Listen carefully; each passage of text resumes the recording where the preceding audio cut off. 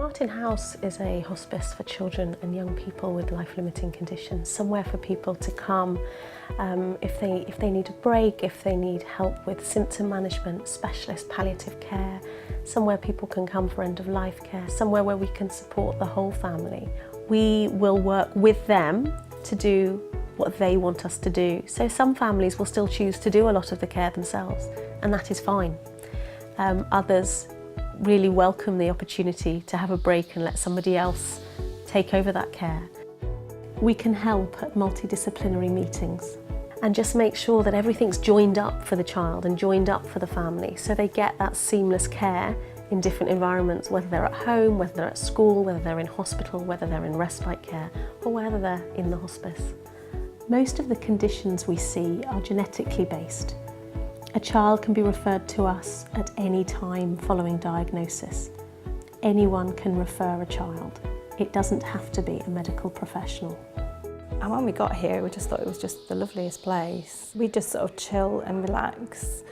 It is a home from home, and because over the years we've got to know lots of families and lots of the staff, it's just like it's a family really. Well, Together for Short Lives have defined 4 groups of patients who require palliative care. So they're children with life-threatening conditions where they may survive, but unfortunately the condition is such where they may not. But then we also look after children with life-limiting conditions. So children who have illnesses which will unfortunately shorten their life. And then we look after children who have life-limiting conditions where sadly there are no treatments available. And then there's also the 4th group, children with a non-progressive condition, but one which could shorten their lives.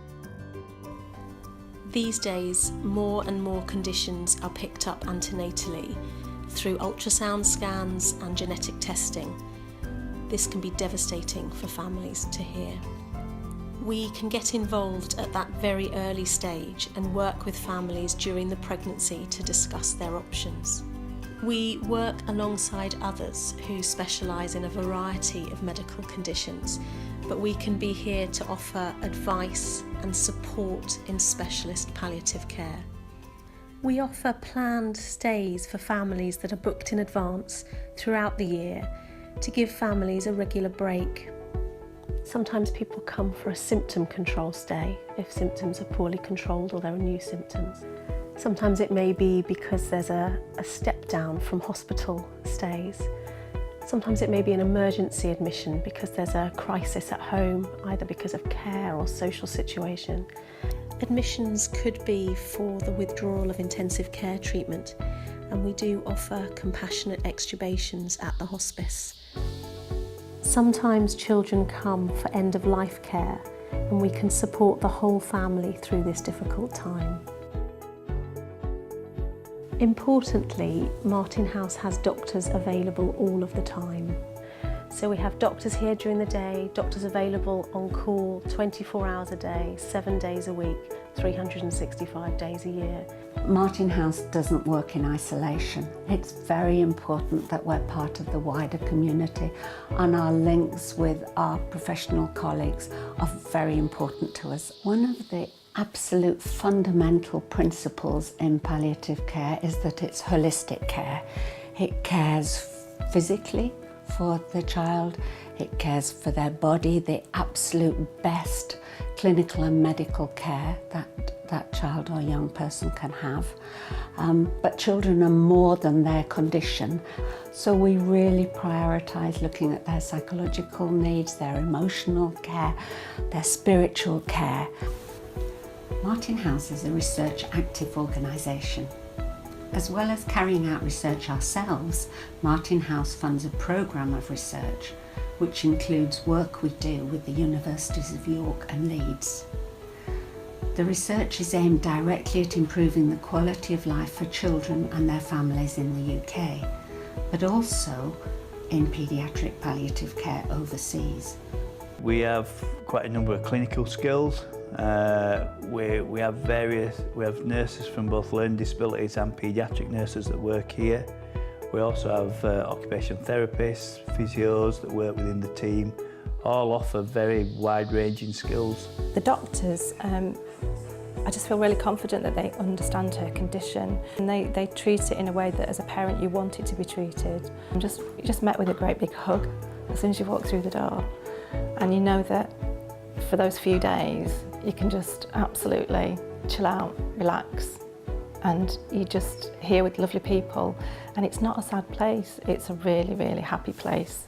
We have a small community team, but they fulfil a vital role because not every family wants to come to the hospice, or at times when their needs are great, maybe their child is in hospital or they aren't able to go to school, our community team will go out and visit them in their home if that's what they wish. We also have Whitby Lodge, a space specially designed for teenagers and young adults, a place that gives them more independence, choices about their care and what they want to do and how they want to spend their day. And a lot of the spaces have been designed by the young people themselves. A lot of the artwork they've been involved with designing. And it just allows people to have the independence that they so often crave, even though they have a life-limiting condition. We have a music room, we have a recording studio in the lodge, we have a large jacuzzi bath, we have a light room, playroom, we have lots of games, we have large big screen TV, a place called the Den in the lodge for the teenagers. In music therapy, it offers the children and young people, particularly those without language, to really communicate and express themselves. We work very flexibly and we're very passionate about making the experience here as good for the family as we can. It's the little things that make a huge difference. You know, like I know that families say that they come and they can sit down and have a meal without it being interrupted, or you can have a shower or a full night's sleep, and it's the little things that you might sometimes take for granted that are the big things, really.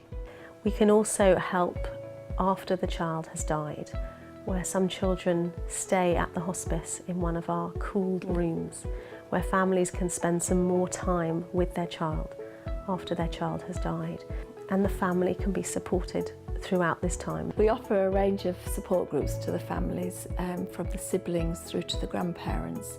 One of the support groups that we offer is called Time for Us, and this is for our siblings.